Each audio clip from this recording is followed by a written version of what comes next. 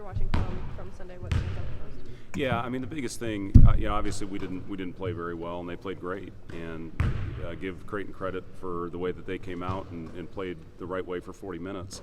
And certainly it's a learning opportunity and a growing opportunity for our team. And our guys have come out with great energy and responded well, just exactly what we thought they would do. Now it's about carrying that over to the game in between the lines tomorrow night. We're playing a tough, physical team. It's going to be a completely different game than what we saw on Sunday.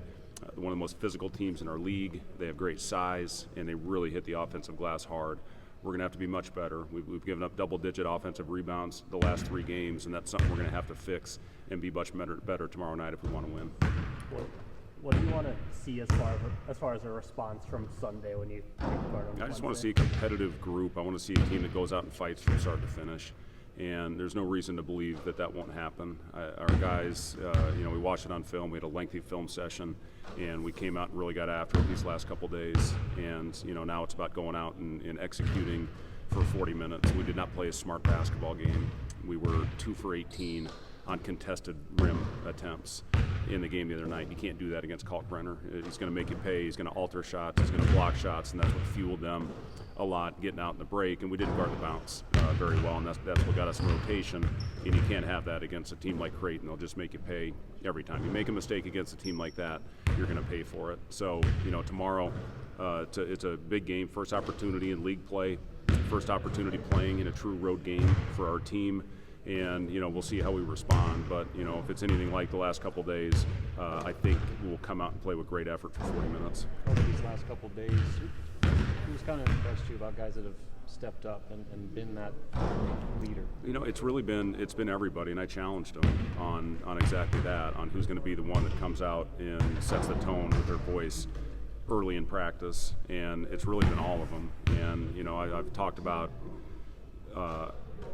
anybody that's not going to talk, you're going to be off the floor.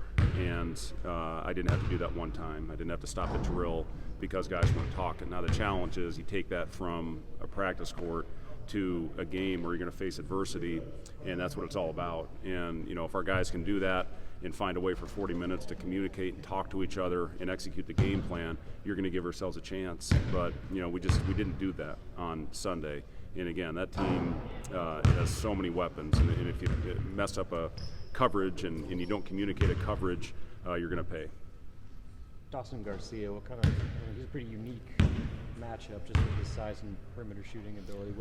What's the key to stopping him? Yeah, he's coming off the best game of his career. He had a 36-point game against Ohio State, almost brought them all the way back, and it was a 20-point deficit, and they brought that thing all the way down to 5 in the second half, and a lot of that was just Garcia. They were clearing out the side, letting him go to work in a one-on-one. It's not just a Rink or a Josiah or a Matar problem. It's a whole team problem when he has the ball. Obviously, his abilities, he's a roller at times, and he'll also pick and pop, where he's a very efficient three-point shooter. So, it's just doing everything you can to contest him. Try not to let him get easy ones. If we come out and have good attention to him, which we're going to have to do, hopefully we'll be okay. But he's a heck of a player, and he's playing the best basketball of his career right now. You mentioned on the radio the other night maybe having to play a little bigger against the team with Minnesota's size. Specifically with the lineups like Josiah, Rink, and Jawan, what are you able to do with kind of more bully ball lineup? Well, thanks for listening, Wilson. I appreciate it. It's it's something that we're prepared to do. They played a couple minutes together, but as we play against bigger, stronger, faster guys, we're going to have to see more of that lineup out there, and we're ready to throw that team. I thought we needed more offense out there in the second half, and we'll see how we do with that lineup. We've still got combinations that we haven't seen much of, a very small sample size, but those guys will get time together, and hopefully they play well. It is definitely going to be our most physical lineup with those 3 guys on the floor together.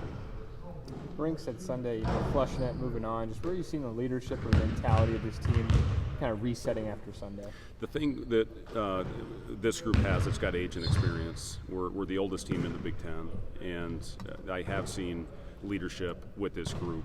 Once we put that film behind us, once we flushed it, our guys did come out and have great effort. You need leadership to do that. So, that's one thing. We had long conversations in that film room the last couple days.